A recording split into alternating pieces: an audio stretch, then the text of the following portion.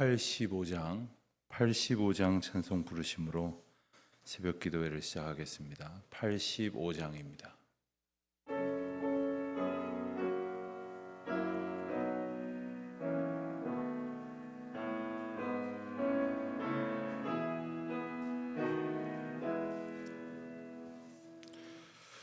구주를 생각만 해도 이렇게 좋거든. 주 얼굴 배울 때야 얼마나 좋으랴.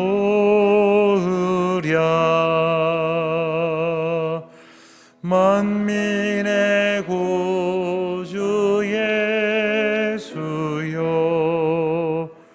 그 하신 이름은 천지에 있는 이름 주, 비할 데 없도다. 참에게 하는 자에게 소망이 되시고, 구하고 찾는 자에게 기쁨이 되신다. 예수의 넓은 사랑을 어찌 다 말하랴. 주 사랑 받은 사람만 그 사랑 알도다. 사랑의 구주 예수여, 내 기쁨 되시고, 이제로부터 영원히 영광이 되소서.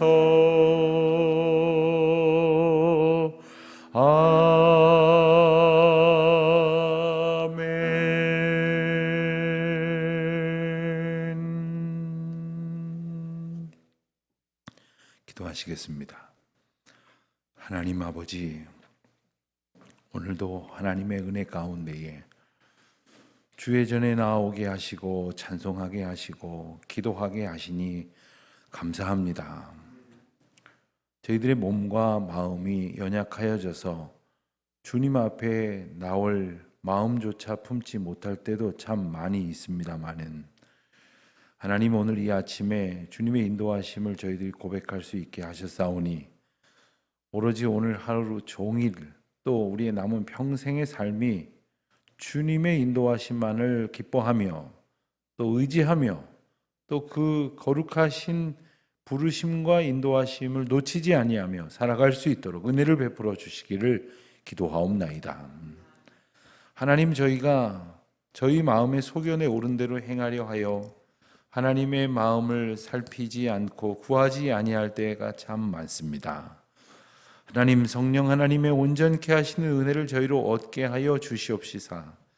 오직 주님의 뜻을 깨달아가는 그 기쁨 가운데 충만하게 하여 주시옵시고, 주님의 뜻을 알지 못하여 길을 헤매는 일이 없도록 날마다 때마다 일깨워 주시고, 주님의 뜻을 마음에 품고 그리고 늘 증거하며 또 선포하며 살아갈 수 있도록 인도하여 주시기를 기도드립니다. 지난 주일 저희 교회 창립 기념주일을 지내고 지나온 시간들을 돌아보게 하시니 감사를 드립니다. 지금까지 여기까지 이르게 하신 하나님의 인도하심으로 인하여 그 숱한 어려운 시기들이 있었지만 또 많은 염려와 근심의 일들이 저희 가운데 있었지만 하나님의 은혜 안에 있음을 또 찬송하며 기뻐하게 하셨습니다. 그리스도께서 다시 오시는 그날까지 이 땅에 마땅히 이루어야 할 교회된 본분을 잘 감당할 수 있도록 하나님 저희들에게 긍휼을 베풀어 주시기를 원합니다.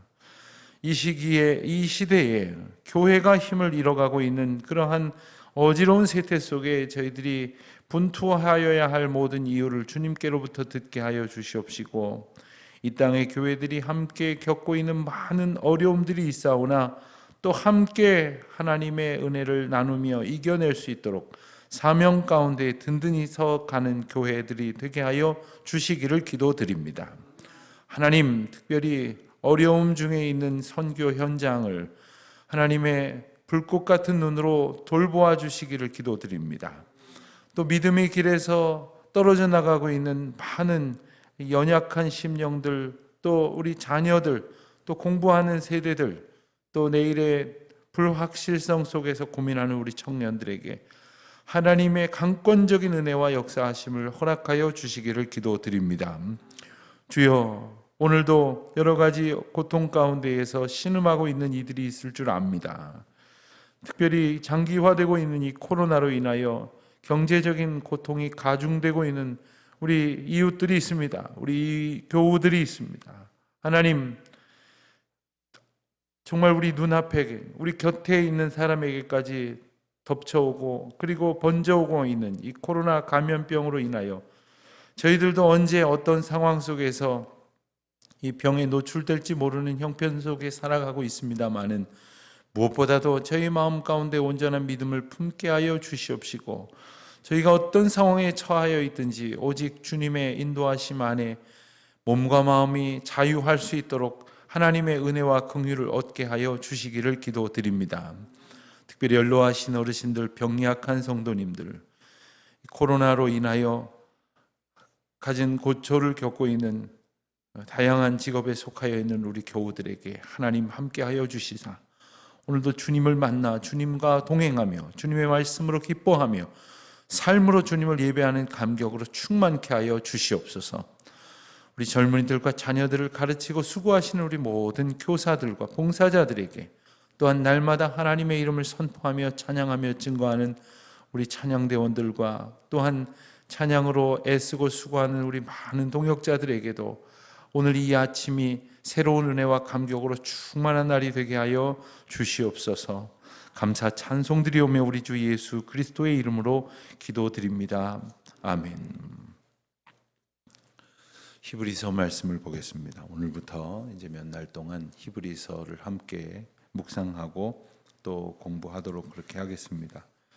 신약 성경 350이면 히브리서 1장부터 오늘 3장까지 말씀을 보겠는데, 이 히브리서에 관해서는 우리가 분량도 많고 중요한 구절도 많아서 자주 말씀을 듣고 나누고 또 공부하고 배우기도 하지만 히브리서를 좀 다소 어렵게 생각하는 경향이 있습니다. 그리고 히브리서에 대해서는 잘 모르는 것 같다, 이런 인상을 갖기도 쉽습니다. 아마 그도 그럴 것이 저자의 문제에서부터 분명하지 않기 때문에 그런 인상을 우리가 갖게 될 것이라 여겨지기도 합니다. 히브리서를 누가 지었는가에 관한 논쟁은 아직까지 답을 명확하게 내지 못하고 있습니다. 초기 기독교의 학자들은 히브리서의 저자를 누가 유력하다 뭐 이렇게도 말하지 못할 정도로 불확실하게 여기고 있었습니다. 어떤 신학자들은 바울이 썼을 것이라고 말하지만 바울의 다른 서신과는 전혀 문체가 다르고, 또한 바울과 함께 동역했던 이들이 썼다고 하기에도 유사성이 많이 발견되지 않고 있었습니다. 그 가운데에서 바나바라 하는 이 바울의 한 동역자를 저자로 지목하기도 했는데, 그것은 그가 이 레위인의 후손이기 때문에 이스라엘의 어떤 제사와 그리고 이스라엘의 율법과 전통에 대해서 비교적 소상히 알 수 있는 위치에 있지 않았겠느냐, 이렇게 추정을 합니다만 역시 또한 분명하지는 않습니다. 심지어는 로마 교회 초대 교부 중에 한 사람인 클레멘트라고 하는 이가 썼지 않았겠느냐, 이런 주장도 합니다마는 그보다 더 많은 신학자들은, 예를 들면 오리겐 같은 신학자는 히브리서의 저자는 오직 하나님만 아실 것이다, 더 이상 찾으려고 하지 않는 것이 유익하다, 이런 이야기를 하기도 했고, 훗날 종교개혁자인 칼빈도 말하기를 하나님께서 알려주시지 않으면 아무리 인간이 애를 써도 히브리서의 저자가 누구인지는 그 답의 근처도 갈 수 없을 것이다, 이런 이야기를 했다고 합니다. 기록 연대는 이 내용을 통해서 좀 추정을 하기도 하는데, 약 65년에서 70년 사이, AD 65년에서 70년 사이에 기록이 되었을 것이라고, 이 히브리서가 전하는 내용을 이제 추정을 해서 그렇게 분석을 하기도 합니다. 중요한 것은 이 바울의 여러 서신들이 저마다의 그 수신자와 목적을 가지고 있었던 것처럼, 이 편지가 누구를 위해 쓰여졌고 어떤 목적을 위해서 쓰여졌는가를 이해하는 것이 더 중요할 것인데, 아마도 어떤 특정인이나 어떤 특정한 부류의 사람들을 고려해서 썼다기보다는 어려움을 겪는 성도들을 위해서 이 편지를 썼을 것이다, 이렇게 봅니다. 어떤 어려움이냐? 당시에 이제 초대 교회에 믿음의 어려움을 겪고 있었던 교인들을 대상으로 썼다 하는 거죠. 믿음의 어려움을 겪고 있는 이들 중에는 믿음이 약해져서 그 믿음을 버리게 되어질 만큼 힘겨워하는 이들이 있었기 때문이었을 것입니다. 우선 이 히브리서가 다소 그 율법적이고 구약의 내용들을 많이 담고 있다고 하는 것에서, 우리는 히브리서를 읽도록 했던 잠재적인 그 독자의 층이 이 히브리인, 그리고 유대교에 기반을 두고 있었던 그리스도인이었을 것이라고 이렇게 추정을 합니다. 그러니까 이전에는 유대교 전통에서 자라서 유대교인이었지만 그리스도를 영접하고 그리스도에 알게 되면서 그리스도인이 된 사람들입니다. 그런데 이들이 신앙생활을 해오면서 예수님께서 승천하시고 내가 다시 오리라 약속하신 이 재림의 약속을 이제 굳게 붙들고 믿었는데, 이들이 생각했을 때는 정말 곧 오신다고 생각을 했던 겁니다. 수년 내에, 정말 늦어도 수년 내에는 오실 것이다, 이렇게 생각을 했었던 모양입니다. 그런데 예수님의 재림은 도래하지 않고 대신에 그들을 향한 핍박과 시련들이 그들을 괴롭히고 있었습니다. 그런데 이 유대교에 기반을 두었던 그리스도의 개종자들에게 닥쳤던 핍박은 단순한 것이 아니었습니다. 아주 폭력을 수반하는 물리적인 것들로부터 비롯되어져서 조롱과 멸시에 이르기까지 그들은 아주 구체적이고 실제적인 그러한 핍박을 받았습니다. 오늘날에는 그러한 핍박은 없겠습니다만은 또 다른 종류의 이제 어려움들을 우리가 겪고 있습니다. 당시에 이제 핍박으로부터 고통하고 있었던 이들을 위로하고 믿음의 길에 굳게 서도록, 흔들리지 말도록 권면하는 목적을 가진 서신이 바로 히브리서입니다. 그렇기 때문에 히브리서에는 어떤 히브리적 구약적 전통과 사고를 가지고 있었던 이들에게 구약의 여러 중요한 의미들을 되새기면서 그 의미보다 훨씬 더 뛰어난 그리스도의 임재, 그리고 그리스도께서 우리를 구원하시기 위해 오셨다고 하는 그 귀한 구원의 의미와 가치가 결코 그러한 어려움으로 인해서 포기되어져선 안 될 만한 것이다 라는 부분을 강조하는 것입니다. 그래서 특별히 이 히브리서에서는 구약에 나오는 많은 의미들 중에서 이스라엘 사람들이 아주 귀하게 여겼던 율법이라든가, 혹은 귀한 그 구원의 전달자였던 선지자들, 그리고 하나님 계시의 도구로 사용되었던 천사, 그리고 이스라엘의 가장 위대한 신앙의 인물이라고 그들이 여겼던 아브라함과 모세와 같은 이들을 등장시키면서 이들보다도 훨씬 뛰어난 하나님의 메신저로서의 예수 그리스도, 그 천사나 구약의 인물들이나 많은 선지자들과는 비교할 수 없는 하나님의 계시이신 예수 그리스도를 기억하라, 바라보라, 이것이 바로 히브리서의 메시지입니다. 오늘은 3장까지 보게 되겠는데 1장 말씀을 보면 하나님께서 일찍이 하나님의 뜻을 이루어주시기 위해서 많은 선지자들을 보냈다라는 사실을 다시 한번 상기시켜 주십니다. 그렇습니다. 하나님께서는 지금도 하나님의 뜻을 알려주시기 위해서 온갖 방법을 다 동원하셔서 우리에게 계시하십니다. 아멘입니까? 네, 뭐 그런가 보다 그러시면 안 됩니다. 오늘도 하나님이 우리에게 일깨워 주신다는 거예요. 이미 기록된 말씀을 통해서, 그리고 하나님께서 이 말씀을 기반으로 하여 증거되고 선포되는 메시지를 통해서, 그리고 세상에 있는 모든 사건들을 통해서, 그리고 우리가 만나는 수많은 하나님의 사람들을 통해서 하나님은 하나님의 뜻을 알려주십니다. 그래서 우리가 지쳤을 때 말씀과 하나님의 사람들을 통해서 위로를 얻기도 하고, 우리가 낙심했을 때, 혹은 방황할 때, 혹은 우리가 교만했을 때 하나님의 계시를 통해서 하나님이 우리를 이끄시는 그 신앙적 품성과 삶 가운데로 이끄시지 않습니까? 그뿐 아니라 하나님이 구원의 은혜를 주신 것을 계속해서 상기시킨다는 것입니다. 하나님께서 이스라엘의 역사를 통해서 수많은 선지자들과 그리고 사건들을 통해서 일러주셨는데 그 계시의 절정이 바로 예수 그리스도시다 이겁니다. 그 계시의 절정이신 예수 그리스도를 분명한 계시의 의미로 알도록 하기 위해서 다른 여러 계시의 어떤 도구가 되었던 사람들이나 사건들과 비교를 하시는 거예요.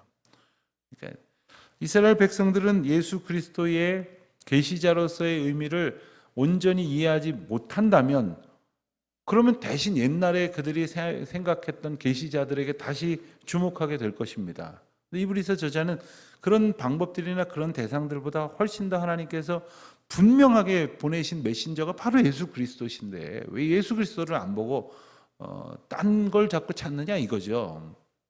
저도 가끔 말씀드립니다만 하나님의 뜻을 알려면 성경을 읽어야 됩니다. 죄송하지만 설교를 듣는 것도 그 다음입니다. 신앙서적을 읽는 것도 그 다음입니다. 하나님의 뜻을 알려면 어려운 듯 하지만 성경을 읽어야 돼요. 죄송하지만 목사 설교 너무 많이 듣지 마세요. 설교를 읽으세요. 성경을 읽으세요. 성경을 읽고 그리고 설교를 듣고, 성경을 읽고 그리고 기도를 하고, 성경을 읽고 그리고 신앙서적을 읽어야 합니다. 그런데 우리가 이 메인 텍스트는 안 보고, 즉 예수 그리스도는 안 보고 자꾸 선지자들에게 집착한 이스라엘 백성들에게 예수 그리스도를 다시 일깨워 주는 그러한 말씀이 바로 히브리서인 겁니다. 특별히 창조주 하나님께서 구원자이신 예수 그리스도를 보내심으로써 우리에게 하나님에 대한 이해를 온전케 하십니다. 하나님은 살아계시다는 말은 그분이 언제부터 살아계셨다는 말입니까? 영원 전부터 지금까지. 그분이 창조주라는 고백을 하지 않으면 살아계신 하나님이라는 고백을 할 수가 없습니다. 근데 거기서는 그쳐서는 안 됩니다. 우리를 구원하실 분도 오직 예수 그리스도시라고 하는 사실을 우리가 믿음으로 고백할 때에 지금 우리가 그 구원을 얻으며 누리며 살아가고 있다는 기쁨을 고백할 수 있게 되는 것이지요. 이 장에서는 그리스도의 성육신의 의미에 대해서 말씀을 하십니다. 그 하나님이 육신이 되어 우리 가운데 오셨다는 거예요. 우리가 이제 돌아오는 주일, 성탄절을 앞두고 성탄 주일로 지키게 될 때 이 성육신 되어서 오신 예수 그리스도에 대해서 함께 말씀을 나누려고 하는데, 이게 사람이 되어 오시는 하나님, 너무 우리가 늘 듣는 말씀인 것 같지만 육신이 되어 오신 하나님, 왜 오셨겠습니까? 우리를 구원하시기 위해 사랑으로 오신 그 하나님의 의미를 2장에서 우리가 읽을 수 있게 됩니다. 3장에서는 모세보다 뛰어나신 그리스도에 대해서 이제 말씀이 논증하기 시작을 합니다.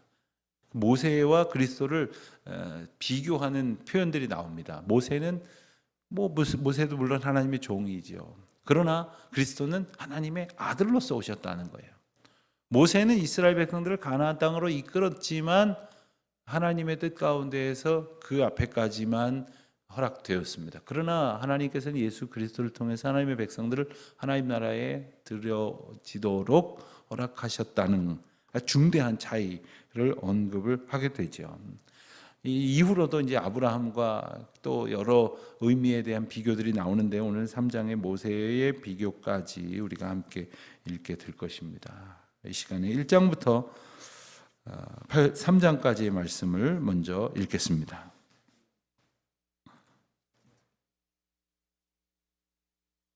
히브리서 제1장.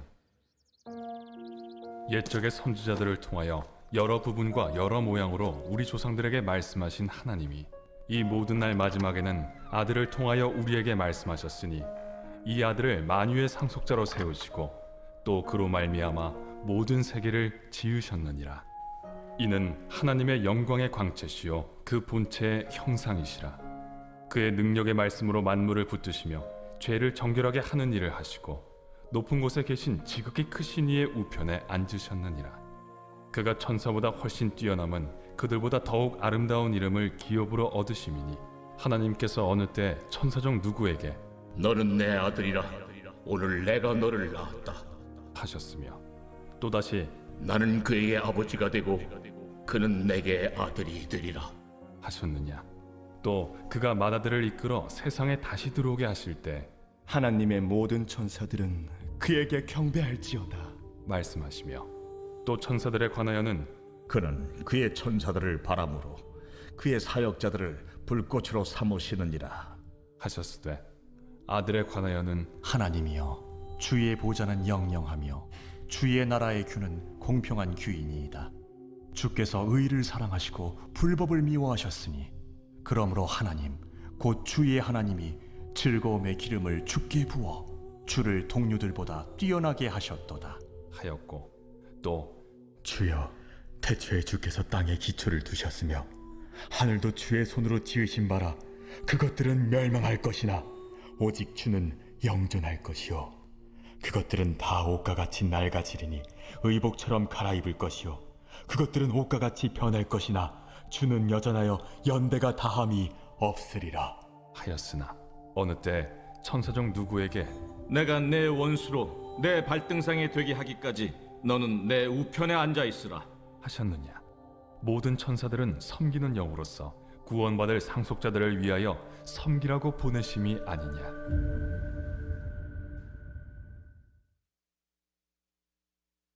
제2장. 그러므로 우리는 들은 것에 더욱 유념함으로 우리가 흘러 떠내려가지 않도록 함이 마땅하니라.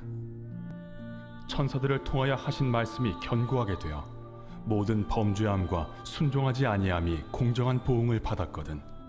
우리가 이같이 큰 구원을 등한히 여기면 어찌 그 보응을 피하리요. 이 구원은 처음에 주로 말씀하신 바요 들은 자들이 우리에게 확증한 바니 하나님도 표적들과 기사들과 여러 가지 능력과 및 자기의 뜻을 따라 성령이 나누어 주신 것으로서 그들과 함께 증언하셨느니라.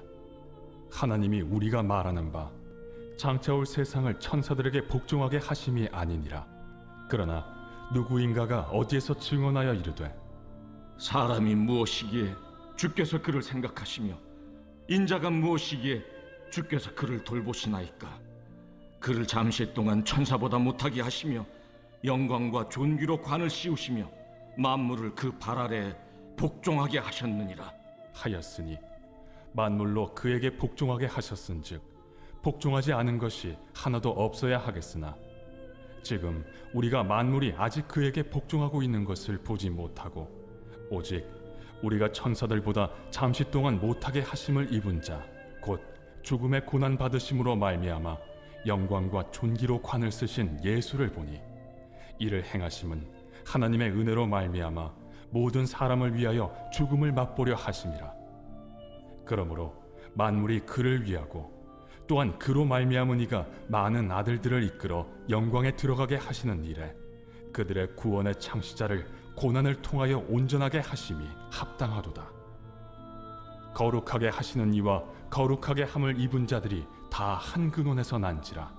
그러므로 형제라 부르시기를 부끄러워하지 아니하시고 이르시되 내가 주의 이름을 내 형제들에게 선포하고 내가 주를 교회 중에서 찬송하리라 하셨으며 또다시 내가 그를 의지하리라 하시고 또다시 볼지어다 나와 및 하나님께서 내게 주신 자녀라. 하셨으니 자녀들은 혈과 육에 속하였음에 그도 또한 같은 모양으로 혈과 육을 함께 지니심은 죽음을 통하여 죽음의 세력을 잡은 자 곧 마귀를 멸하시며 또 죽기를 무서워함으로 한평생 매여 종로로 타는 모든 자들을 놓아주려 하심이니 이는 확실히 천사들을 붙들어 주려 하심이 아니요 오직 아브라함의 자손을 붙들어 주려 하심이라.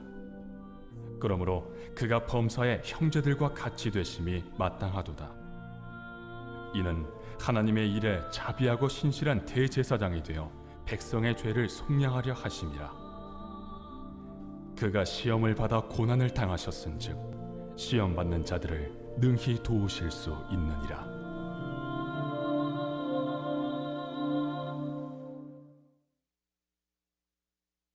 제 3장.